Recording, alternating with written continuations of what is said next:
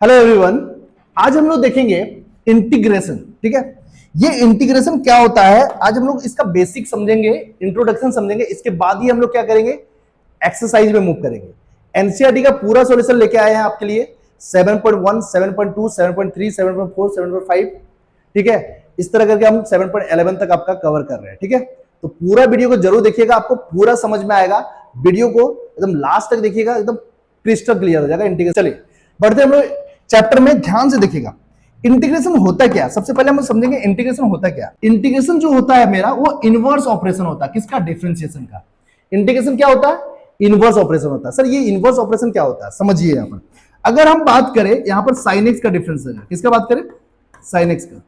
तो sin x का अगर हम डिफरेंशिएट करें तो मेरा क्या हो जाएगा? cos x हो जाएगा। सेम जो रिजल्ट आया उसको अगर हम इंटीग्रेट कर दे, तो मेरा फिर से क्या आ जाएगा? मेरा sin x आ जाएगा। ठीक है, यहां पर गौर से देखिए, अगर हम sin x का डेरिवेटिव किए तो मेरा क्या आ गया? cos x आ गया, है ना। सेम अगर हम cos x का इंटीग्रेशन कर दिए तो मेरा क्या आ गया? वही फंक्शन आ गया फिर से। इसीलिए इसको क्या बोला जाता है? रिवर्स ऑपरेशन बोला जाता है। मतलब देखो, इसका डिफरेंशिएट किया तो ये आ गया, अगर उस रिजल्ट को अगर हम इंटीग्रेट कर दे तो मेरा वही फंक्शन आ जाएगा। क्लियर? कोई दिक्कत नहीं, समझ में आ रहा। हालांकि हम लोग डिफरेंशिएशन में क्या सीखे थे कि कोई भी फंक्शन को अगर डेरिवेटिव निकालने का प्रोसेस को हम लोग डिफरेंशिएशन बोलते हैं। क्या बोलते हैं? प्रोसेस को डिफरेंशिएशन। जैसे ये इस फंक्शन का हम डेरिवेटिव्स कर रहे हैं, तो डेरिवेटिव्स करने के में जो प्रोसेस का यूज हो रहा है उसको हम लोग क्या बोलेंगे? डिफरेंशिएशन बोलेंगे। ठीक है, डिफरेंशिएशन। लेकिन सर जो रिजल्ट निकल के आया वो क्या है मेरा? जो रिजल्ट निकल के आया, जैसे यहां पर हम यहां पर हम लोग प्रोसेस लगाए इस फंक्शन का डेरिवेटिव करने में। ठीक है, तो वो प्रोसेस को हम लोग क्या बोलेंगे? डिफरेंशिएशन। जो रिजल्ट निकल के आया इसको हम लोग बोलते हैं डेरिवेटिव्स। क्या बोलते हैं? डेरिवेटिव्स। क्लियर? कोई दिक्कत नहीं। ये जो cos x है मेरा, ये sin x का डेरिवेटिव्स है। क्लियर? सेम अब इस फंक्शन cos x को अगर हम डेरिवेटिव इंटीग्रेट कर दे तो इंटीग्रेशन का जो प्रोसेस होता है उसको हम इंटीग्रेशन बोलेंगे। क्या बोलते हैं? इंटीग्रेशन। हालांकि इंटीग्रेशन प्रोसेस है। क्या है? एक प्रोसेस। जैसे डिफरेंशिएशन एक प्रोसेस है, उसी तरह इंटीग्रेशन एक प्रोसेस है। जो रिजल्ट निकल के आया, इस रिजल्ट को ही हम लोग बोलते हैं एंटी डेरिवेटिव। क्या बोलते हैं? Anti derivative. Anti derivative. Clear? कोई दिक्कत नहीं, समझ में आया। मतलब इस फंक्शन का डिफरेंशिएट किए तो मेरा cos आ गया। ये जो रिजल्ट आया उसको हम डेरिवेटिव्स बोलते हैं। इसमें जो प्रोसेस यूज हुआ उसको हम डिफरेंशिएशन बोलते हैं। यहां पर भी देखिए, cos x को अगर हम लोग इंटीग्रेट करें तो मेरा क्या कहलाएगा? एंटी डेरिवेटिव आ जाएगा, ये मेरा sin x आ जाएगा। और इसमें जो प्रोसेस यूज होता है उसको हम लोग इंटीग्रेशन बोलते हैं। क्या बोलते हैं? इंटीग्रेशन। क्लियर? कोई दिक्कत नहीं। कि अगर आपसे कोई पूछे कि इंटीग्रेशन क्या है, तो आप बोलिएगा इंटीग्रेशन एक प्रोसेस होता है। ठीक है, क्या होता है? प्रोसेस होता है। और जो रिजल्ट इंटीग्रेट होकर जो रिजल्ट आता है उसको हम एंटी डेरिवेटिव बोलते हैं। क्योंकि देखिए यहां पर डेफिनेशन में क्लियर किया हुआ है कि इनवर्स ऑपरेशन होता है डिफरेंशिएशन का। समझ में आया? अब यहां पर देखो, जैसे मान लो हम यहां पर डिफरेंशिएट करेंगे 10x का। किसका? 10x का। तो 10x का डिफरेंशिएट क्या हो जाएगा? मेरा sec स्क्वायर x। अभी हम समझा रहे हैं आपको कि क्या है इंटीग्रेशन। ठीक है, इसके बाद हम लोग क्वेश्चन में मूव करेंगे धीरे धीरे। ठीक है, एकदम बेसिक लेवल से चलेंगे। ठीक है, एकदम पेशेंस रखिएगा, पूरा समझ में आएगा।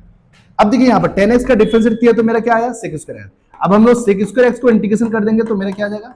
इंटीग्रेट कर देंगे तो मेरा क्या आ जाएगा? 10x। क्लियर? कोई दिक्कत नहीं, समझ में आ रहा होगा, है ना। अब यहां पर ये भी समझेंगे। ठीक है, यहां तो कोई दिक्कत नहीं होना चाहिए।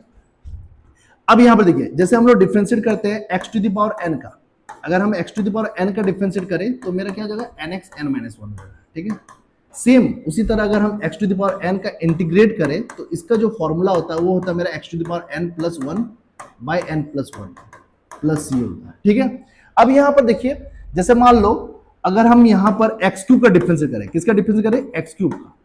x³ का डिफरेंशिएट करेंगे तो मेरा क्या आ जाएगा? 3x² आ जाएगा। सेम अगर हम 3x² का इंटीग्रेशन करेंगे इस फॉर्मूला से, तो देखो यहां पर 3 मेरा बाहर आ जाएगा, कांस्टेंट है। x² का इंटीग्रेशन करेंगे तो क्या आ जाएगा? x³/3 आ जाएगा प्लस c आ जाएगा। ये 3 कट जाएगा, मेरा क्या आ जाएगा? x³ प्लस c आ जाएगा। मतलब इसका डिफरेंशिएट किए तो ये आया, और इसका इंटीग्रेशन कर देंगे तो मेरा फिर से x³ आ जाएगा। ठीक है, फिर से वही फंक्शन आ जाएगा। यही होता है इंटीग्रेशन। इंटीग्रेशन जो होता है वो एक प्रोसेस होता है, वो रिवर्स ऑपरेशन होता है। किसका? डिफरेंशिएशन का। क्लियर? कोई दिक्कत नहीं। जैसे यहाँ x³ का डिफरेंशिएट किया तो 3x² आया, और 3x² का इंटीग्रेशन करेंगे तो मेरा क्या आ जाएगा? x³ आ जाएगा। ठीक है, अब यहाँ पर सर ये प्लस सी आप बार बार क्यों लिख रहे हैं? ये प्लस सी का मतलब क्या होता है तो समझिएगा। यहाँ पर जैसे मान लो हम यहाँ पर x पे पावर 4 प्लस 5 का डिफरेंशिएट कर रहे हैं, तो x पे पावर 4 का डिफरेंस क्या हो जाएगा? 4x³ हो जाएगा। और 5 का क्या है 0 हो जाएगा। मतलब इसका जो डिफरेंशिएट आया वो क्या आया मेरा 4x³ आया। सेम अगर हम 4x³ का इंटीग्रेशन करेंगे तो मेरा ये आना चाहिए पूरा। तो 4x³ का अगर हम इंटीग्रेट करें तो 4 मेरा बाहर आ गया और x³ का इंटीग्रेशन क्या हो जाएगा मेरा x4/4 हो जाएगा। 3 + 1 क्या होता है 3 + 1 बटा 3 + 1 हो जाएगा प्लस c हो जाएगा। तो 4 4 कटेगा तो मेरा क्या आ जाएगा x4 + c आ जाएगा। क्लियर, यहाँ तक कोई दिक्कत नहीं, समझ में आ रहा है ना। लेकिन देखो यहाँ पर इसको डिफरेंशिएट किया तो मेरा 4x³ आ गया, लेकिन इसको इंटीग्रेट किया तो ये मेरा पूरा तो नहीं आया ना, सिर्फ क्या आया मेरा x4 आया। तो ये c जो है ना, ये c मेरा कांस्टेंट टर्म है। क्या है कांस्टेंट टर्म। ये बताता है कि सिर्फ x4 अकेला नहीं है, वहां पर कुछ भी हो सकता है उसके साथ, +0 हो सकता है, +3 हो सकता है, +4 हो सकता है, +5 हो सकता है, लेकिन हाँ क्या होगा वो कांस्टेंट ही होगा। ठीक है, तो ये c हम लोग इसलिए देते हैं ताकि इससे लगे कि वहां पर कुछ x4 अकेला नहीं है, उसके साथ कुछ भी हो सकता है। ठीक है, तो इसीलिए हम लोग इस c को लगाना जरूरी है, क्योंकि देखो इसका डिफरेंशिएट किए तो ये आया मेरा, इसका इंटीग्रेशन करें तो ये आना चाहिए पूरा, तो ये तो पूरा नहीं आ रहा, सिर्फ x4 आ रहा है। ठीक है, लेकिन यहां पर x4 + 5 है, तो +5 को दिखाने के लिए हम यहां पर क्या लगाते हैं c लगाते हैं।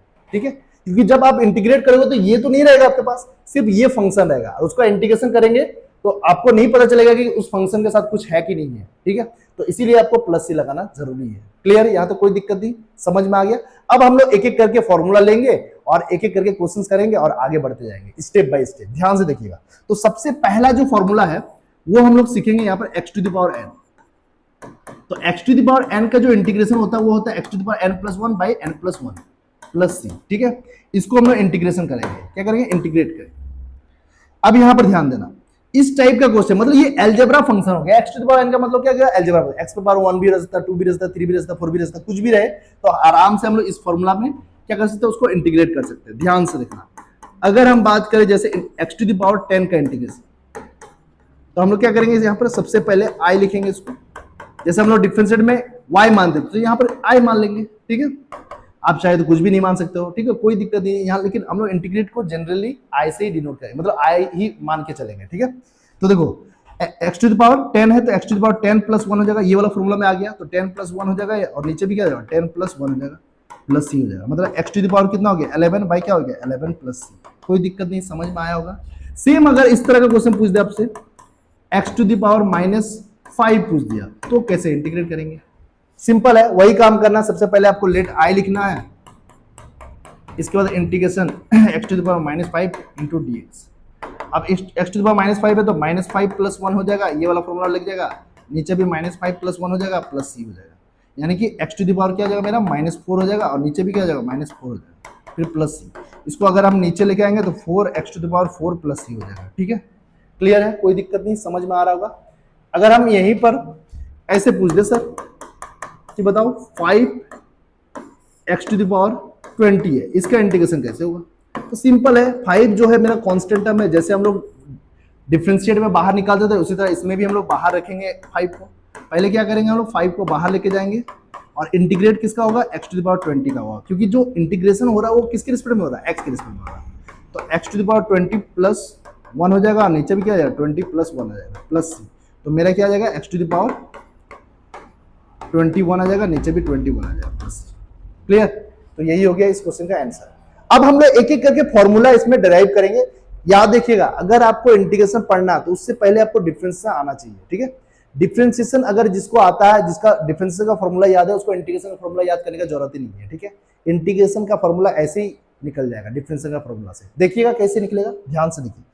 अगर हम बात करें यहीं पर कि सर sin x का डिफरेंशिएट बता दो आप, तो sin x का डिफरेंशिएट क्या होता है cos x होता है। ठीक है, सेम उल्टा कर दो, अभी हम लोग डेफिनेशन पढ़े, क्या पढ़े कि इंटीग्रेशन जो होता है वो रिवर्स ऑपरेशन होता है किसका डिफरेंशिएशन का। तो यहां पर देखिएगा, तो सेम अगर हम cos x को इंटीग्रेशन कर देंगे तो cos x का इंटीग्रेशन क्या हो जाएगा, ये उल्टा हो जाएगा मेरा sin x आ जाएगा, क्या आ जाएगा sin x + c आ जाएगा। यहां तक कोई दिक्कत नहीं होना चाहिए। फिर देखो अगर हम बात करें cos x का डिफरेंशिएट, किसका डिफरेंशिएट cos x का, तो cos x का क्या हो जाएगा मेरा -sin x हो जाएगा। तो सेम अगर हम sin x का इंटीग्रेशन करें, किसका sin x का, -sin x का नहीं sin x का, तो ये माइनस को हम इस पार कर सकते हैं, इस पार उस पार कर सकते हैं, माइनस को इस पार करेंगे तो देखो जैसे sin x का cos x हो गया, तो उसी तरह sin x का cos x, उसी तरह sin x का यहाँ पर क्या हो जाएगा cos x हो जाएगा ना, उल्टा हो जाएगा। इसका ये हुआ cos x का इंटीग्रेशन sin x हो गया, इसी तरह cos x का डिफरेंशिएट ये हुआ तो इसका इंटीग्रेशन ये होना चाहिए, तो माइनस को इधर कर देते क्या हो जाएगा -cos x हो जाएगा। माइनस को तो हम लोग इस पार उस पार कर सकते हैं ना, ये माइनस को हम इधर कर दिए, ठीक है। सेम अगर हम बात करें tan x का डिफरेंशिएट का, तो tan x का जो डिफरेंशिएट होता है वो क्या होता है मेरा sec स्क्वायर x होता है। क्या होता है sec स्क्वायर x। और यहां पर अगर हम sec स्क्वायर x का इंटीग्रेशन कर ले तो sec स्क्वायर x का इंटीग्रेशन जो हो जाएगा वो मेरा हो जाएगा tan x प्लस c हो जाएगा, ठीक है। सिंपल सा है, इसका डिफरेंशिएट ये हुआ तो इसका इंटीग्रेशन ये हो जाएगा। यानी कि आप डिफरेंशिएट का फॉर्मूला याद रखो तो आपका इंटीग्रेशन का फॉर्मूला ऐसे ही याद हो जाएगा, ठीक है। अगर हम बात करें sec x का डिफरेंशिएट का, तो sec x का डिफरेंशिएट क्या होगा जल्दी बताओ। sec x का जो डिफरेंशिएट होगा वो हो जाएगा sec x into tan x, ठीक है, sec x into tan x। Same अगर हम sec x into tan x का इंटीग्रेशन करें तो sec x into tan x का इंटीग्रेशन करें तो मेरा क्या हो जाएगा, इसका अगर हम इंटीग्रेशन करें तो ये वाला जगह उल्टा आ जाएगा, मतलब sec x हो जाएगा, ठीक है। कोई दिक्कत नहीं, समझ में आ रहा होगा आपको, है ना। अगर हम यहीं पर बात करें cot x का डिफरेंशिएट का, किसका बात करें, cot x का, तो cot x का अगर हम लोग डिफरेंशिएट करें तो क्या हो जाएगा, माइनस cosec स्क्वायर x हो जाएगा। क्या हो जाएगा, माइनस cosec स्क्वायर x, ठीक है। अगर सेम हम cosec स्क्वायर x का इंटीग्रेशन कर दें तो मेरा क्या हो जाएगा, माइनस cot x हो जाएगा। क्या हो जाएगा, minus cot x plus c हो जाएगा, ठीक है, minus cot x plus c हो जाएगा। अगर हम यहीं पर cosec x का बात करें, cosec x का बात करें तो cosec x का क्या हो जाएगा मेरा, cosec x minus cosec x into cot x differentiate होता है, तो अगर हम cosec x into cot x का इंटीग्रेशन कर दे तो मेरा क्या हो जाएगा, minus cosec x plus c हो जाएगा, ठीक है। इसी तरह से हम फॉर्मूला निकाल सकते हैं हम पूरा। अगर हम बात करें यहीं पर e पे पावर x का डिफरेंशिएट का, तो e पे पावर x का डिफरेंशिएट क्या होता है बताओ, e पे पावर x का डिफरेंशिएट होता है e पे पावर x, ठीक है, e पे पावर x। और सेम अगर हम e पे पावर x का इंटीग्रेशन कर दें तो मेरा e पे पावर x ही होगा। यही एक ऐसा फंक्शन है जिसका डिफरेंशिएट करने से वही आता है और इंटीग्रेशन करने से भी वही आता है। क्लियर, कोई दिक्कत नहीं, समझ में आ रहा होगा, ठीक है। आसानी से हम फॉर्मूला सारा निकाल सकते हैं। अगर हम यहीं पर बात करें, सर log x का डिफरेंशिएट क्या होता है बताओ, log x का डिफरेंशिएट होता है 1/x, ठीक है।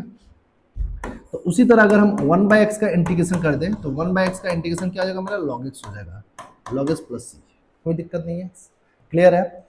अगर हम बात करें a पे पावर x का डिफरेंशिएट का, तो a पे पावर x का जो डिफरेंशिएट होता है वो होता है a पे power x into log a, ठीक है, a पे power x into log a। Same अगर हम a पे पावर x का इंटीग्रेशन कर दें तो सिंपल है, a पे पावर x का इंटीग्रेशन करें तो ये वाला आना चाहिए, है ना, ये वाला a पे power x into log a, तो log a इधर आ जाएगा तो a पे पावर x बटा log a हो जाएगा। मतलब डिफरेंशिएट में इंटू होता है, ये log a उधर चला जाएगा तो मेरा क्या हो जाएगा, बटा हो जाएगा, ठीक है। हालांकि यहाँ पे देखो एक चीज बोलने भूल गए आपको कि log x का डिफरेंस क्या हो गया, 1/x हो गया। उसी तरह 1/x का इंटीग्रेशन क्या हो गया, log x हो गया। इसको आप ऐसे भी लिख सकते हो, 1/x को x to the power -1 dx बराबर क्या हो जाएगा, log x प्लस, अरे 1/x लिखो या x टू द पावर -1 लिखो, बात बराबर है। तो इसका भी क्या हो जाएगा, log x हो जाएगा। क्लियर, यहाँ तो कोई दिक्कत नहीं। एक चीज और जानेंगे, जैसे मान लो हम लोग सीखे हैं कि x का अगर हम डिफरेंशिएट करें तो उसका डिफरेंस मेरा 1 होता है। तो सिंपल सा अगर काम करें हम 1 का इंटीग्रेशन करें तो 1 का इंटीग्रेशन क्या हो जाएगा, मेरा x हो जाएगा। अरे सिंपल है, ये इसका डिफरेंशिएट हुआ तो ये इसका इंटीग्रेशन होगा कि नहीं, 1 का इंटीग्रेशन क्या हो जाएगा, x हो जाएगा। तो इसको हम लोग ऐसे 1 इंटू डी एक्स ना लिख के यहाँ पे लिख देंगे dx, dx का इंटीग्रेशन जो हो जाएगा वो मेरा x हो जाएगा। आपको ये याद रखना कि dx जो रहेगा तो हम उसका इंटीग्रेशन क्या करेंगे, x करेंगे। जैसे एग्जांपल, अगर मान लो कोई कांस्टेंट टर्म रहा, जैसे इंटीग्रेशन ऑफ 5 dx रहा, तो हम लोग क्या करेंगे, लेट i बराबर लिखेंगे 5 इंटू डी एक्स। तो देखो 5 मेरा कांस्टेंट है बाहर और dx का इंटीग्रेशन क्या हो जाएगा, x हो जाएगा। 5 इंटू एक्स क्या हो जाएगा, 5x हो जाएगा। क्लियर, कोई दिक्कत नहीं, समझ में आ रहा होगा। अब हम लोग डायरेक्ट एक्सरसाइज में मूव करेंगे और एक एक करके क्वेश्चंस को सॉल्व करेंगे, ठीक है। क्लियर, कोई दिक्कत नहीं, समझ में आ रहा होगा पूरा। तो हम लोग स्टार्ट करेंगे एक्सरसाइज, एक्सरसाइज 7.1, ठीक है। तो यहां पर क्या बोला, फाइंड एन एंटी डेरिवेटिव या इंटीग्रल, ठीक है, of the following functions by the method of inspection. हम लोग इंस्पेक्शन मेथड से नहीं बनाएंगे, हम लोग इसको डायरेक्ट बनाएंगे, ठीक है। ध्यान से देखिएगा, आपको ऐसे ही बनाना, ठीक है।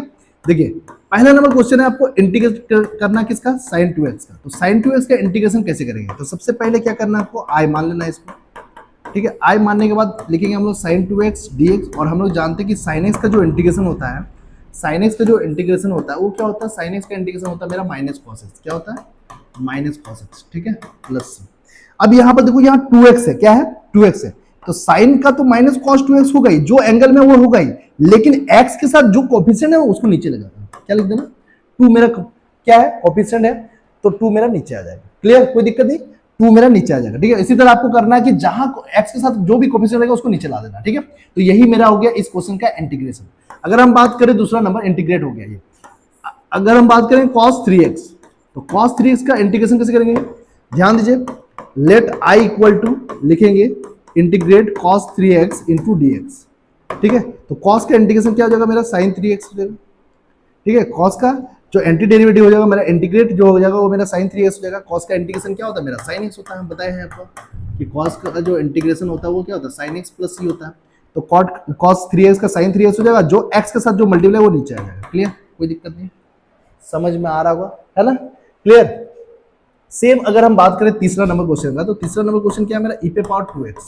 तो e पे पावर 2x का अगर हम लोग इंटीग्रेशन करें तो कैसे करेंगे, लिखेंगे let i equal to integration of e पे पावर 2x। तो हम लोग जानते हैं कि e पे पावर 2x का इंटीग्रेशन क्या होता है, e पे पावर 2x होता है। ठीक है, और x के साथ जो मल्टीप्लाई है, मतलब x का जो कोफिशिएंट है वो नीचे आ जाएगा, मतलब 2 है तो 2 नीचे आ जाएगा। ठीक है, क्लियर। और ये नीचे क्यों आता है उसका भी लॉजिक है, हम लॉजिक भी जरूर बताएंगे, पहले आप सीख लीजिए बढ़िया से, इसके बाद हम लोग इसका लॉजिक हम लोग देखेंगे। ठीक है, चलो क्वेश्चन नंबर 4 देखेंगे हम।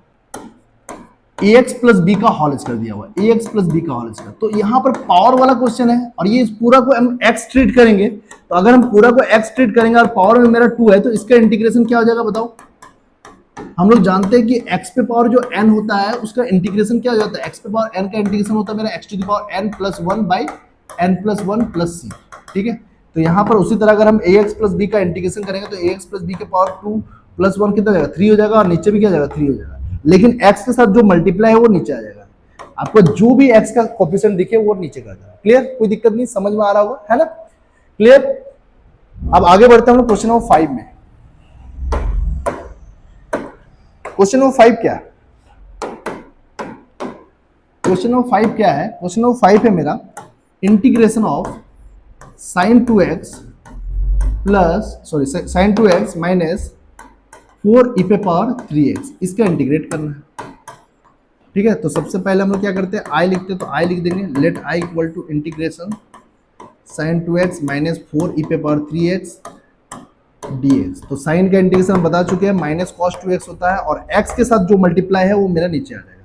उसी तरह यहाँ पर भी देखो 4 मेरा बाहर रहेगा, e पे पावर 3x तो e पे पावर 3x बाई क्या हो जाएगा, 3 हो जाएगा प्लस c हो जाएगा। तो ये रहा क्वेश्चन नंबर 5 का आंसर। क्लियर, अब आते हैं हम लोग क्वेश्चन नंबर 6 में। क्वेश्चन नंबर 6 देखेंगे हम लोग। अगर हम बात करें क्वेश्चन नंबर 6 का,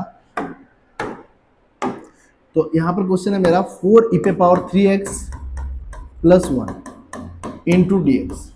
तो हम लोग क्या करेंगे, सबसे पहले लेट लिखेंगे i equal to integration of 4 e पे पावर 3x प्लस 1 और dx। ठीक है, तो 4 का 4 लिखेंगे, e पे पावर 3x का e पे पावर 3x और बाई 3 हो जाएगा, प्लस 1 का क्या हो जाएगा मेरा x हो जाएगा। ठीक है, क्योंकि e पे पावर 3x है और हम बताए थे आपको कि x का जो कोफिशिएंट रहेगा उसको नीचे कर देना। तो x का कोफिशिएंट कितना है, 3 है, तो नीचे कर दिए 3। और 1 का इंटीग्रेशन हम बता चुके आपको कि अगर मान लीजिए x का डिफरेंशिएट 1 होता है तो उसी तरह 1 का अगर हम इंटीग्रेशन करेंगे तो मेरा क्या हो जाएगा, x हो जाएगा। क्लियर, कोई दिक्कत नहीं, समझ में आ रहा होगा आपको, है ना। अब क्वेश्चन नंबर 7 में आएंगे। क्वेश्चन नंबर 7 है मेरा integration of X square 1 minus 1 by X square into D X. इसको हम लोग क्या करेंगे, लिखेंगे let I equal to integration of X square 1 minus 1 by X square और डी एक्स। हम लोग क्या करेंगे, सिंपल एक्स स्क्वायर को मल्टीप्लाई कर देंगे, एक्स स्क्वायर को इससे मल्टीप्लाई करेंगे तो एक्स स्क्वायर हो जाएगा, और एक्स स्क्वायर को इससे मल्टीप्लाई करेंगे तो क्या हो जाएगा, 1 हो जाएगा, और डी एक्स। कोई दिक्कत नहीं है, यहाँ तक समझ में आ रहा होगा। और एक्स स्क्वायर का इंटीग्रेशन करेंगे तो एक्स स्क्वायर 3 और 1 का इंटीग्रेशन करेंगे तो एक्स हो जाएगा। ठीक है, कैसे हुआ 3, ये n वाला फॉर्मूला लगा। n वाला फॉर्मूला क्या होता है मेरा बताओ तो, x to the power n का अगर हम इंटीग्रेशन करेंगे तो मेरा x to the power n plus 1 by n plus 1 हो जाएगा और प्लस c हो जाएगा।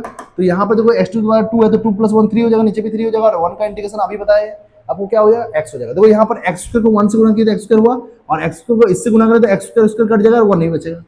ठीक है, तो यहाँ पर हम डायरेक्ट लिख दिए। अब क्वेश्चन नंबर 8 देखेंगे हम लोग। क्वेश्चन नंबर 8 है मेरा, लिखेंगे हम लोग integration of A X square plus B X plus C into D X.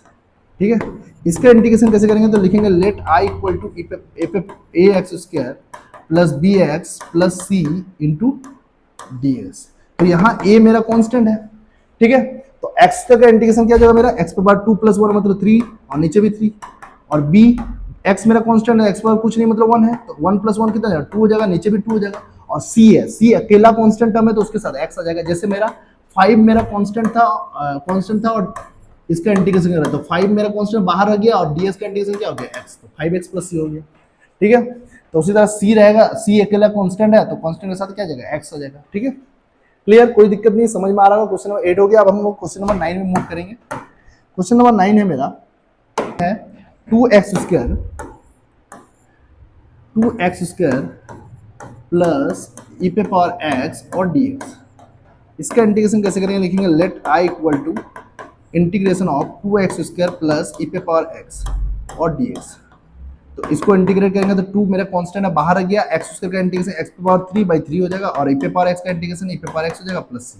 ठीक है, ये 2 मेरा कांस्टेंट हो गया, x पे पावर n वाला फॉर्मूला लगेगा 2 + 1, नीचे भी 2 + 1 3 हो जाएगा और e पे पावर x का इंटीग्रेशन क्या हो जाएगा e पे पावर x ही हो जाएगा। अगला क्वेश्चन 10 नंबर, ये पूछ चुका है एग्जाम में, इसलिए इसको वीवीआई लगा लीजिएगा। हम direct let i equal to लिखते हैं, बार बार क्वेश्चन को लिखना ठीक नहीं रहेगा। तो लेट i इक्वल टू लिखेंगे हम लोग √x माइनस क्या हो जाएगा, √x माइनस 1/√x का होल स्क्वायर। ठीक है, और dx, तो a माइनस बी का होल स्क्वायर, तो a माइनस बी का होल स्क्वायर क्या हो जाएगा बताओ, formula a² plus b² minus 2ab, 2 into √x into क्या आ जाएगा मेरा 1/√x। ठीक है, यहाँ कर्ली ब्रैकेट लगा देंगे और ds लगा देंगे, तो √x का स्क्वायर कितना हो जाएगा बताओ, x हो जाएगा और 1/x हो जाएगा ये, और ये क्या हो जाएगा √x कर जाएगा तो मेरा क्या आ जाएगा 2 आ जाएगा। अब इसका इंटीग्रेशन आराम से कर लेंगे हम लोग, है ना। x का इंटीग्रेशन क्या हो जाएगा, x पे पावर कुछ नहीं मतलब 1 है, तो यानी कि x पे पावर 2/2 हो जाएगा। 1/x का इंटीग्रेशन क्या हो जाएगा मेरा log x हो जाएगा, और -2 का क्या हो जाएगा -2x + c हो जाएगा। ठीक है, क्लियर। 1/x का, क्योंकि देखो log x का डिफरेंशिएट क्या होता है 1/x, तो 1/x का इंटीग्रेशन क्या हो जाएगा log x हो जाएगा। क्लियर, और ये x पे पावर n वाला फॉर्मूला चलेगा, और 2 है तो 2 अकेला कांस्टेंट है, उसके साथ x आके जुड़ जाएगा, मतलब 2x हो जाएगा प्लस c हो जाएगा। ठीक है, क्लियर, कोई दिक्कत नहीं, समझ में आ रहा होगा। क्वेश्चन नंबर 10 बन गया मेरा। अब क्वेश्चन नंबर 11 में आएंगे। तो क्वेश्चन नंबर 11 क्या है मेरा, डायरेक्ट हम लोग लेट i मान लेते हैं, integration of x³ plus 5x² minus 4 बटा कितना x² इंटू dx। इसको अलग अलग कर देते हैं, अलग अलग समझ रहे हैं। x³ बटा क्या हो जाएगा मेरा x² हो जाएगा, फिर क्या हो जाएगा बताओ 5x² हो जाएगा बटा क्या हो जाएगा x² हो जाएगा, और माइनस क्या हो जाएगा 4 बटा x² हो जाएगा और dx हो जाएगा। ठीक है, क्लियर, कोई दिक्कत नहीं। अब इसमें कटाकुटी हो रहा तो काट दो, यहाँ 2 x था या 3 x, तो 1 x बचा, यहाँ दोनों x कट गया। ठीक है, तो बचा क्या मेरा यहाँ पर x बचा या 5 बचा, इसको ऊपर ले जाएगा तो क्या हो जाएगा -2 हो जाएगा और dx। ठीक है, ऊपर ले जाएगा -2 हो जाएगा। अब x का इंटीग्रेशन अभी सीखे हम लोग, यहाँ पर पावर में 1 है तो 1 + 1 कितना जाएगा 2, और नीचे भी 2 आ जाएगा। 5 अकेला तो 5 के साथ x आ जाएगा, -2 + 1 कितना जाएगा -1 हो जाएगा, नीचे भी -1 हो जाएगा, क्योंकि n वाला फॉर्मूला लगेंगे तो -2 + 1 -1 हो जाएगा, नीचे भी -1 हो जाएगा। तो x²/2 हो गया प्लस 5x, ये माइनस क्या जाएगा प्लस 4 बट्टा क्या जाएगा x, ये इसको नीचे कर दिया तो +1 हो जाएगा। ठीक है, कोई दिक्कत नहीं, समझ में आ रहा है। और ये माइनस माइनस क्या हो गया मेरा प्लस हो गया। ठीक है, तो ये था क्वेश्चन नंबर 11। अब आते हैं हम लोग क्वेश्चन नंबर 12 में। क्वेश्चन नंबर 12 ध्यान दीजिएगा, क्वेश्चन नंबर 12 है मेरा, क्वेश्चन नंबर 12 है, लिखेंगे let i equal to integration of x³ plus 3x + 4 by क्या √x dx। अब सिंपल है, अब √x को क्या कर दो, √x को आप क्या कर दो x⁻² 1/2 लिख दो, और x⁻² 1/2 लिख देंगे, इसको अलग अलग कर देंगे, अलग समझते हैं। x³ बटा क्या हो जाएगा x⁻² 1/2 हो जाएगा, और यहाँ पर क्या हो जाएगा बताओ 3x बटा क्या हो जाएगा x⁻² 1/2 हो जाएगा, और इसमें क्या हो जाएगा 4 बटा x⁻² 1/2 हो जाएगा और dx हो जाएगा। ठीक है, यहाँ तो कोई दिक्कत नहीं होना चाहिए आपको, है ना। इसको ऊपर ले जाए तो क्या हो जाएगा बताओ x⁻3, इसको ऊपर ले जाए तो -1/2 हो जाएगा, और इसमें भी 3x हो जाएगा, इसको ऊपर ले जाएगा तो क्या हो जाएगा मेरा -1/2 हो जाएगा। ठीक है, और इसमें भी इसको ऊपर ले जाएगा तो क्या हो जाएगा मेरा -1/2 हो जाएगा और dx हो जाएगा। ठीक है, तो क्या हो जाएगा बताओ, बेस समान रहने से पावर जुड़ता है, मतलब 3 -1/2 करेंगे, बेस समान रहने से पावर जुड़ता है, मतलब 3 - 1/2 करें तो 5/2 हो जाएगा। कितना 2 3 6 6 में 1 गया 5, 5/2। और उसी तरह इसमें भी पावर में 1 है, तो बेस समान रहेगा तो पावर जुटेगा, तो 1 - 1/2 कितना आ जाएगा 3x⁻1/2, फिर 4x⁻ क्या जाएगा -1/2 और dx। ठीक है, अब x⁻5/2 है तो 5/2 + 1 कितना जाएगा 7/2, और नीचे भी क्या जाएगा 7/2। फिर देखो 3x⁴ हो जाएगा 1। देखो कैसे 3/2 हुआ, तो 5/2 + 1 करेंगे, 5/2 में 1 जोड़ेंगे तो क्या आ जाएगा बताओ, 2 एकम 2, 5 2 7, 7/2 हो जाएगा। ठीक है, या तो आप इन दोनों को जोड़ दो, जब भी आप एक से जोड़ेंगे तो ये दोनों जोड़ दो, 7 7 और नीचे बटा 2 लिख दो, तो 7/2 ऊपर भी होगा नीचे भी 7/2 होगा। यहाँ पर भी 2 और 1 को जोड़ दो, 3 3/2, मतलब 1/2 + 1 कर रहे हैं।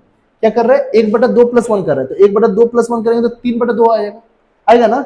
ये 1 और 2 को जोड़ देंगे तो 3 आ जाएगा मेरा। ऐसे भी कर सकते हैं आप, 1/2 + 1 करेंगे तो 3/2, इसको एलसीएम लेके कर सकते हैं। ठीक है, 2 एलसीएम हो जाएगा, 1 + 2 मतलब 3/2 हो जाएगा। या तो आप इस दोनों को जोड़ दो तो मेरा 3 आ जाएगा, और बटा नीचे 2 लिख दो, तो 3/2 ऊपर में भी नीचे भी 3/2। ठीक है, इसमें भी देखो, इसमें -1/2 + 1, -1/2 + 1, इसमें आप इसको घटा दो, तो 2 में 1 गया, 1 1/2 हो जाएगा प्लस में, और नीचे भी क्या जाएगा 1/2 हो जाएगा प्लस में। अपने ऊपर सॉल्व करने का है, आप अपने तरीका से सॉल्व कर सकते हैं इसको, है ना। तो 2/7 हो जाएगा x⁴ 7/2, यहाँ जाएगा ये 3 3 कर जाएगा तो 2 ऊपर चला जाएगा, x⁴ क्या जाएगा 3/2 प्लस क्या जाएगा, ये 2 ऊपर चल जाएगा तो 8x⁴1/2। ये हो गया इस क्वेश्चन का आंसर। क्लियर है, कोई दिक्कत नहीं, समझ में आ रहा होगा। Question number 12।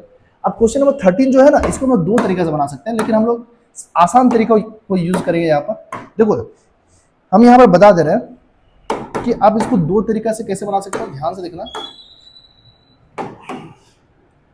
क्वेश्चन नंबर 13, इसमें है मेरा x³ क्या है, x³ - x² + x - 1 है, बटा कितना है x - 1। ठीक है, ये है, इसको लेट आई मान लेते हैं, इसी को क्वेश्चन को, कोई दिक्कत नहीं है ना। एक सबसे पहले हम लोग आसान तरीका में जाते हैं। देखो आसान तरीका क्या है, यहाँ पर इससे हम लोग x² कॉमन ले लेते हैं। x² कॉमन ले लेंगे तो क्या बचेगा, यहाँ पर x बचेगा, माइनस क्या हो जाएगा 1। फिर यहाँ से 1 कॉमन ले लेंगे तो क्या आएगा x - 1 बटा कितना हो जाएगा x - 1। ठीक है, अब इसको हम लोग क्या करेंगे, ds ले देंगे। देखो यहाँ पर x² कॉमन लिए तो x बचा यहाँ पर, और यहाँ पर क्या बचा 1 बचा, और यहाँ से अगर हम 1 कॉमन लेंगे तो x - 1 बचेगा। तो क्या हो जाएगा, फाइनली मेरा x - 1 हो जाएगा इधर, और x² + 1 हो जाएगा, मतलब यहाँ से दोनों से कॉमन x - 1 आ जाएगा, तो x² और प्लस 1 बचेगा, और नीचे भी x - 1, तो ये कट जाएगा मेरा, तो x² + 1 बचा, तो x² का इंटीग्रेशन क्या हो जाएगा, 2 + 1 3 हो जाएगा बटा 3, और 1 का इंटीग्रेशन क्या हो जाएगा x हो जाएगा। क्लियर, कोई दिक्कत नहीं। ये पहला तरीका हुआ। दूसरा तरीका क्या है इसको बनाने का, ध्यान दीजिएगा। अगर हम दूसरा मेथड देखें, लिखेंगे let i = integration of x³ - x² + x - 1 बटा x - 1। ठीक है, दूसरा तरीका देखिए। ठीक है, ध्यान देना। दूसरा तरीका क्या है, इसको डिवाइड करके बना सकते हैं। डिवाइड करके मतलब देखिए, इसमें पावर कितना 3 है, नीचे पावर कितना 1 है। अगर ऊपर का पावर ज्यादा रहे और नीचे का पावर कम रहे तो हमेशा हम इसको डिवाइड करेंगे। ठीक है, क्या करेंगे, डिवाइड करेंगे। ठीक है, अगर ऊपर का पावर ज्यादा और नीचे का पावर कम रहे, यहाँ पर पावर कितना 1 है, ऊपर का पावर 3 है, तो इसका मतलब इसको डिवाइड कर सकते हैं हम लोग। ठीक है, हम लोग डिवाइड करना 9 क्लास में सीखे हैं। ठीक है, अगर ऊपर का पावर 3 रहता और नीचे भी 3, ऊपर का पावर 3 है और नीचे भी 3 रहता तो भी हम लोग डिवाइड कर सकते थे। मतलब दोनों का पावर यदि सेम भी है तो भी डिवाइड कर सकते हैं। लेकिन ऊपर का पावर अगर ज्यादा रहेगा, ऊपर का पावर अगर कम रहेगा और नीचे का पावर ज्यादा रहेगा तो हम लोग डिवाइड नहीं कर सकते। नीचे का पावर ज्यादा नहीं होना चाहिए ऊपर से। ठीक है, तो यहाँ पर हम लोग डिवाइड कर सकते हैं, क्योंकि नीचे का पावर कम है और ऊपर का पावर क्या है, ज्यादा है। तो कैसे डिवाइड करेंगे, ध्यान दीजिएगा। तो देखो यहाँ पर x - 1 है, x³ - x² प्लस x - 1। कैसे डिवाइड करेंगे, x को किससे गुना करेंगे, जो x³ आएगा x² से गुना करेंगे तो x³ हो गया। फिर -1 को x² से गुना करेंगे तो -x² हो जाएगा। ठीक है, ये प्लस हो गया, ये माइनस हो गया, ये कट जाएगा, ये भी कट जाएगा, तो बचा कौन मेरा x - 1। फिर 1 से गुना कर दो, तो 1 से गुना करें तो x - 1 हो जाएगा। देखो x को 1 से गुना करें तो x हो जाएगा, -1 को 1 से गुना करें तो -1 हो जाएगा, तो माइनस माइनस प्लस हो गया। यहाँ पर साइन चेंज होगा ना, माइनस यहाँ पर है तो प्लस हो जाएगा, प्लस है तो माइनस हो जाएगा, ये कट जाएगा, ये भी कट जाएगा, प्लस माइनस, तो नीचे 0 आया। क्लियर, तो इसको हम लोग ऐसे लिख सकते हैं। देखो कैसे लिख सकते हैं, देखो जैसे मान लो अगर हम 5/3 को 5 को 3 से भगा देंगे तो 3 का 3 हुआ और नीचे 2 आ जाएगा, मतलब 1 + 2/3 लिख सकते हैं। मतलब इसको लिखेंगे पहले, फिर प्लस इतना बटा इतना कर देंगे, समझ। ऐसा करने से क्या, देखो इसको इससे गुना करो, 3 3 और 2 5, 5/3 आया, आया कि नहीं। उसी तरह सेम काम करेंगे इसमें, x² + 1 को पहले लिखेंगे हम लोग, फिर नीचे जो क्वेश्चन बचा, शेषफल जो बचा, शेषफल बोल रहे हैं, रिमाइंडर जो बचा, ठीक है, उसको लिख देंगे 0 बटा कितना x - 1। कोई दिक्कत, जीरो बटा एक्स माइनस वन ऐसे कर देना। जैसे यहाँ पर एक था, एक लिखे प्लस 2/3 किए, उसी तरह इसको लिख दिए, फिर प्लस इतना बटा इतना कर दिए। तो देखो यहाँ पर एक्स स्क्वायर प्लस 1 बचा, और ये तो मेरा जीरो हो गया, नहीं भी लिखेंगे चलेगा। तो एक्स स्क्वायर का इंटीग्रेशन क्या हो जाएगा बताओ, एक्स स्क्वायर का इंटीग्रेशन हो जाएगा एक्स क्यूब बाई 3 और 1 का इंटीग्रेशन एक्स हो जाएगा। तो आप दोनों में से कोई भी मेथड बना सकते हैं। हाँ, लेकिन ये मेथड जानना जरूरी है, इसलिए जानना जरूरी है कि कोई कोई क्वेश्चन इस तरह ब्रेक नहीं होगा। जैसे यहाँ पर ब्रेक हो गया ना, उसी तरह ब्रेक नहीं होगा। तो आपको क्या करना होगा, लास्ट में आपको डिवाइड करना पड़ेगा। क्या करना पड़ेगा, डिवाइड। मतलब नीचे का पावर कम रहेगा और ऊपर का पावर ज्यादा रहेगा, तो आपको डिवाइड करना ही पड़ेगा। ठीक है, अगला क्वेश्चन में मूव करते हैं। क्वेश्चन नंबर 14 देखेंगे हम लोग। क्वेश्चन नंबर 14 है मेरा, let I equal to integration of 1 minus x और रूट एक्स और डी एक्स। तो रूट एक्स को हम लोग क्या लिख सकते हैं बताओ, रूट एक्स को अभी बताया हम लोग एक्स टू द पावर 1/2 लिख सकते हैं, और एक्स टू द पावर 1/2 को गुना करेंगे 1 से तो एक्स टू द पावर 1/2 हो जाएगा, और इसको इससे गुना करेंगे तो x into x to the power 1/2 हो जाएगा और डी एक्स। तो यहाँ पर मेरा क्या हो जाएगा, एक्स टू द पावर 1/2, और इसमें क्या हो जाएगा, बेस समान रहेगा तो पावर जुटेगा 1/2 प्लस 1 3/2 हो जाएगा और डी एक्स। ठीक है, अरे ये पावर जुट जाएगा ना, बेस समान रहेगा तो 1 प्लस 1/2 कितना हो जाएगा, 3/2 हो जाएगा। अब इसका इंटीग्रेशन हम सिखाया अभी आपको, 1/2 प्लस 1 मतलब 3/2 हो जाएगा, जोड़ेंगे तो इसमें भी 3/2 हो जाएगा जोड़ेंगे तो, और इसमें क्या है, माइनस है ना, माइनस है, तो माइनस है तो हम लोग क्या करेंगे, माइनस है तो क्या करेंगे, x to the power 5/2, 3/2 plus 1 कितना जाएगा 5/2, और नीचे भी क्या जाएगा 5/2 प्लस सी। आप चाहे तो इसको ऊपर भी कर सकते हैं। यही हो गया मेरा इस क्वेश्चन का आंसर। ठीक है, समझ में आ गया। इसको आप ऊपर कर सकते हैं, ऊपर करेंगे तो क्या जाएगा बताओ, 2/3 x to the power 3/2 minus 2/5 x to the power 5/2 plus, यही हो गया इस क्वेश्चन का आंसर। क्लियर, कोई दिक्कत नहीं। आगे बढ़ते हम लोग क्वेश्चन ऑफ 15 में। क्वेश्चन ऑफ 15 है मेरा,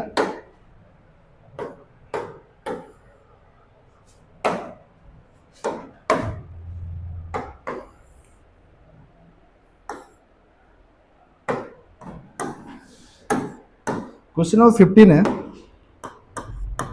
late I equal to root x 3x square plus 2x plus 3 और dx। रूट एक्स का मतलब क्या जाएगा बताओ, x टू द पावर 1/2, और इधर क्या 3x square plus 2x plus 3 और dx। तो x टू द पावर 1/2 है, इसको मल्टीप्लाई करेंगे तीनों से, कर देंगे ना। तो अगर हम मल्टीप्लाई करें तो 3x square into x to the power 1/2 हो जाएगा, फिर 2x into x to the power 1/2 हो जाएगा, फिर 3x टू द पावर 1/2 हो जाएगा, तीनों से मल्टीप्लाई हो जाएगा, है ना। अब देखो यहाँ पर बेस समान रहेगा तो पावर जुटेगा, बेस समान है तो 2 प्लस 1/2 कितना हो जाएगा, 2 प्लस 1/2, 2 प्लस 1/2 हो जाएगा। देखो 2 प्लस 1/2 कितना जाएगा, 2 2 4 4 1 5, 5/2 हो जाएगा, है ना। फिर इसी तरह यहाँ पर भी देखो 1 प्लस 1/2 करेंगे तो कितना आ जाएगा, 1 प्लस 1/2 करेंगे कितना, 2 1 2 एकम 2, 2 और 1 3, 3/2, यानी कि 2x टू द पावर 3/2, और यहाँ पर भी हो जाएगा 3x टू द पावर 1/2 और dx। ठीक है, अब इसको इंटीग्रेशन कर देंगे तो क्या जाएगा, 3x to the power 5/2 plus 1 कितना जाएगा 7/2, और नीचे भी 7/2, x to the power 3/2 plus 1 कितना जाएगा 5/2, और नीचे भी 5/2, और 3x to the power 1/2 plus 1 कितना जाएगा 3/2, और नीचे भी 3/2। ठीक है, तो इसमें 2 3 जा कितना जाएगा बताओ, 6/7 x टू द पावर 7/2, 2 2 जा 4, 4/5 x टू द पावर 5/2, या 3 3 कट जाएगा तो 2x to the power 3/2 plus c। यही हो गया मेरा इस क्वेश्चन का आंसर। ठीक है, क्लियर, समझ में आ रहा होगा आपको, है ना, कोई दिक्कत नहीं है। आगे बढ़ते हैं क्वेश्चन नंबर 16 में। 16 नंबर क्वेश्चन है मेरा, लेट आई बराबर इंटीग्रेशन ऑफ, ठीक है, क्या question, 2x minus 3 cos x plus e पे पावर एक्स और dx। तो यहाँ क्या हो जाएगा बताओ, 2x है तो 2 इंटू एक्स का इंटीग्रेशन क्या है, x² 2 हो जाएगा, कैसे, और में 1 है ना, तो 1 प्लस 1 क्या हो जाएगा 2, और नीचे भी 2 हो जाएगा। अब cos x का इंटीग्रेशन हम लोग पढ़े हैं, क्या हो जाएगा sin x, और ई पे पावर x का इंटीग्रेशन ई पे पावर x ही होगा। तो इस क्वेश्चन का आंसर ये हो गया मेरा, 2 2 काट देंगे तो x² minus 3 sin x plus e पे पावर x प्लस c। ठीक है, अगला क्वेश्चन देखेंगे, क्वेश्चन नंबर 17। क्वेश्चन नंबर 17 ध्यान दीजिएगा। क्वेश्चन नंबर 17 है मेरा, लिखेंगे let I equal to integration of 2x² minus 3 sin x plus 5√x और dx। ठीक है, तो यहाँ पर देखिए इसको एक बार सजा लेते हैं। 2x² हो जाएगा माइनस 3 sin x हो जाएगा प्लस क्या हो जाएगा बताओ 5x⁴ और dx।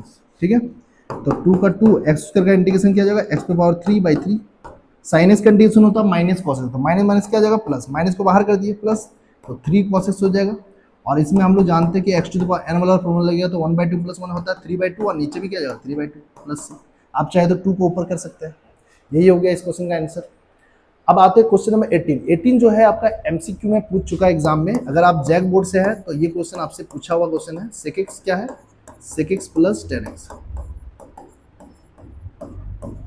ठीक है, तो इसको हम लोग क्या करेंगे लेट लिखेंगे I = sec x + tan x और dx। ठीक है, अब देखो यहाँ पर sec x को मल्टीप्लाई करेंगे दोनों से तो क्या आ जाएगा sec² x हो जाएगा, और sec x को अगर tan x से मल्टीप्लाई करेंगे तो sec x × tan x हो जाएगा। अगर मान लो बाय चांस आप sec² x का इंटीग्रेशन भूल जाओ तो कैसे याद करेंगे? सिंपल है, आपको ये याद रखना होगा कि sec² x किसका डिफरेंशिएट होता है, tan x का डिफरेंशिएट होता है। तो tan x का डिफरेंशिएट जब sec² x होता है तो sec² x का इंटीग्रेशन क्या जाएगा tan x हो जाएगा। उसी तरह sec x × tan x किसका डिफरेंशिएट होता है तो sec x का डिफरेंस होता है। तो sec x का डिफरेंशिएट जब sec x × tan x होता है तो sec x × tan x का इंटीग्रेशन क्या आ जाएगा मेरा sec x हो जाएगा। ठीक है, तो मेरा क्या आ गया tan x + sec x + c हो जाएगा। ठीक है, तो ये हो गया इस क्वेश्चन का आंसर, क्वेश्चन नंबर 18। उम्मीद करते हैं आपको समझ में आ रहा होगा। क्वेश्चन नंबर 19 में देखेंगे तो 19 भी आपका VBI है, इसको भी आप VBI लगा लो। ठीक है, ये भी बहुत बार पूछ चुका है एग्जाम में। तो लिखेंगे लेट I = क्या है sec² x और नीचे क्या है cos² x और dx। तो sec² x को क्या लिख सकते हैं 1/cos² x लिख सकते हैं, और cos² x को क्या लिख सकते हैं 1/sin² x लिख सकते हैं। अब इसको पलट देंगे, पलटेंगे तो क्या आ जाएगा बताओ। अब इसको अगर हम पलटेंगे तो 1/cos² x × sin² x बटा 1, तो मेरा क्या जाए sin² x बटा cos² x tan² x, और tan² x का इंटीग्रेशन हम लोग करने जानते हैं। देखो tan² x का इंटीग्रेशन कैसे होगा 1 + tan² x का फॉर्मूला क्या होता है बताओ sec² x। अगर यहीं पर ट्रिग्नोमेट्रिक फॉर्मूला हम निकाल दें tan² x बराबर sec² x - 1 हो जाएगा। क्या हो जाएगा sec² x - 1। ठीक है, तो यहाँ पर हम tan² x की जगह पर लिख सकते हैं sec² x - 1। क्या लिख सकते हैं sec² x - 1 और dx। और हम लोग जानते हैं sec² x का इंटीग्रेशन जो होता है वो tan x होता है, 1 का इंटीग्रेशन क्या हो जाएगा x हो जाएगा। तो इस क्वेश्चन का आंसर क्या हो गया मेरा tan x - x + c हो गया। ठीक है, उम्मीद करते हैं आपको समझ में आ रहा होगा, है ना। क्वेश्चन नंबर 20, क्वेश्चन नंबर 20 भी VBI है, इसको भी VBI लगा लेना अगर आप जैक बोर्ड में है तो। और CBSE बोर्ड में है तो ये नहीं पूछेगा बाबू, इतना इजी तो नहीं पूछता एग्जाम में। ठीक है, चलो लेट I = अगर हम बात करें कितना नंबर 20 नंबर, तो इंटीग्रेशन ऑफ 2 - 3 sin x बटा कितना cos² x, इसका इंटीग्रेशन कैसे करें तो इसको अलग अलग कर देंगे। अलग समझते हैं, अगर हम अलग अलग का बात करें तो 2 क्या हो जाएगा मेरा cos² x, और इधर कितना हो जाएगा -3 sin x बटा कितना cos² x और dx। ठीक है, अच्छा एक बात बताओ 1/cos² x क्या फॉर्मूला होता है मेरा ट्रिग्नोमेट्रिक फॉर्मूला sec² x, और इधर एक साइन और एक cos मिलकर tan बन जाएगा मेरा। देखो यहाँ पर 2 ठो cos x है, कितना cos x है 2 ठो, एक साइन और एक cos मिलकर tan बन गया, नीचे एक cos बचा तो 1/cos क्या हो जाएगा sec हो जाएगा और dx। तो 2 sec² x है तो 2 sec² x तो 2 tan x हो जाएगा, और यहाँ पर क्या हो जाएगा 3 sec x हो जाएगा प्लस c। कोई दिक्कत नहीं। अब लास्ट 2 क्वेश्चन बचा है, इसको हम लोग कर लेते हैं, MCQ वाला क्वेश्चन है, इसके बाद ये चैप्टर खत्म हो जाएगा।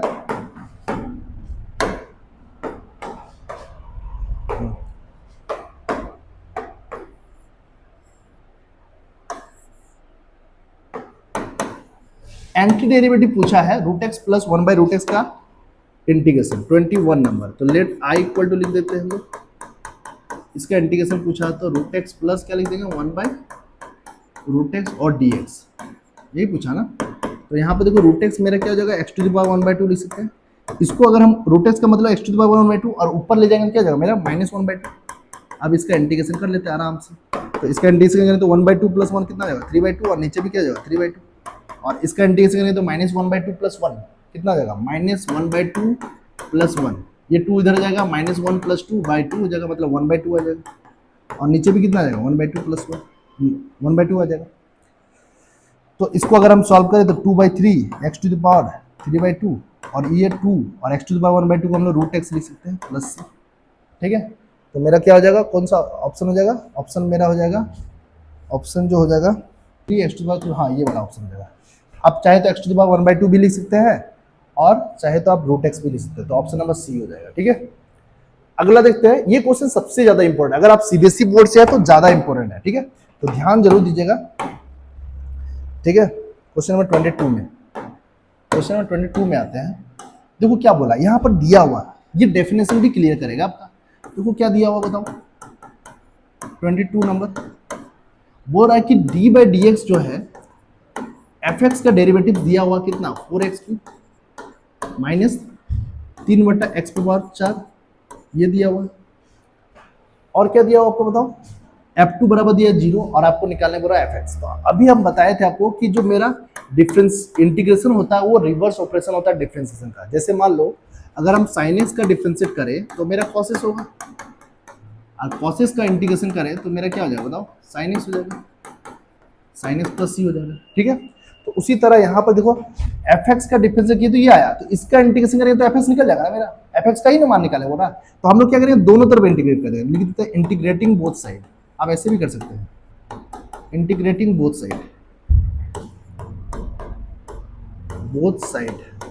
अगर हम इधर इंटीग्रेशन करेंगे तो मेरा यहाँ पर इंटीग्रेशन और डिफरेंशिएशन कट जाता है, ठीक है, और इधर इंटीग्रेशन करेंगे तो 4x³ माइनस 3/x⁴ और ये dx, ठीक है, x⁴ है यहाँ पर, ठीक है। ये तो खत्म हो गया, बचा कौन, fx बचा, और इसका इंटीग्रेशन करेंगे तो क्या जाएगा 4x⁻³ + 1 कितना जाएगा 4, और नीचे भी 4, इसको ऊपर ले जाएंगे तो -4 हो जाएगा, तो -4 + 1 कितना हो जाएगा बताओ, -3, और नीचे भी -3 प्लस, ठीक है। अब ये 3 3 काट सकते हैं हम लोग, काट सकते कि नहीं, ये 4 4 कटेगा मेरा, तो fx बराबर क्या आ गया बताओ, x⁻4 आ गया माइनस माइनस क्या हो गया प्लस, और इसको आप नीचे लेके आ जाओ तो 1/x³ + c आ जाएगा, ठीक है। क्या fx बराबर ये ऑप्शन में है आंसर, सर x4 + 1/x³ तो है, लेकिन -129/8 दिया है और यहाँ पर +129/8 दिया है, मतलब हमको c भी निकालना, क्या निकालना, c निकालना। तो मेरा यहाँ पर देखो ध्यान से देखना, इसको हम अगर हम इक्वेशन 1 मान ले तो कोई दिक्कत नहीं है, ठीक है। यहाँ पर देखो f2 बराबर क्या दिया, मेरा 0 दिया, क्या दिया है, f2 बराबर मेरा 0 दिया है। तो हम लोग इक्वेशन 1 में आ जाएंगे, किसमें आ जाएंगे, इक्वेशन 1 में। तो इक्वेशन 1 में क्या है, f2 मतलब x के जगह पर 2 बैठा देंगे, क्या बैठा देंगे 2, तो 2 बैठा दिए तो 2⁻4 हो गया, प्लस क्या आ गया 1/2⁻³ हो गया, प्लस c हो गया। तो 2⁻4 कितना था 16 होता है, और 2⁻³ 8 होता है, प्लस c होता है, और f2 मेरा क्या हो गया 0, तो 0 बराबर कितना है 16 8 128 होता है, और प्लस 1 129 हो गया, 29/8 प्लस c, यहाँ से c का मान निकल गया, किसका मान निकल गया, c का मान। तो c का मान निकालेंगे तो कितना आ जाएगा, -129/8 बराबर c, मतलब c का मान 129/8 आ गया, -129। अब हम लोग इक्वेशन 1 में बैठा देंगे, फ्रॉम इक्वेशन 1, समीकरण 1 से अगर हम समीकरण 1 में बैठा दें तो मेरा fx इक्वल टू जो आएगा मेरा वो आएगा x4 + 1/x³ माइनस 129/8, यही मेरा आ जाएगा, ठीक है। क्लियर, कोई दिक्कत नहीं, समझ में आ रहा होगा। तो कितना आएगा, fx बराबर x4 + 1/x³ माइनस 129/8, तो ऑप्शन नंबर कौन सा हो जाएगा, ऑप्शन नंबर ए हो जाएगा, ठीक है। तो यही हो गया इस क्वेश्चन का आंसर। तो यहाँ पर आपका 7.1 का सारा क्वेश्चन कंप्लीट होता है। नेक्स्ट वीडियो लेके आएंगे हम एक्सरसाइज 7.2 जिसमें हम लोग सब्स्टिट्यूशन मेथड पढ़ेंगे, ठीक है। मिलते हैं हम लोग नेक्स्ट वीडियो में, थैंक यू सो मच, चलिए।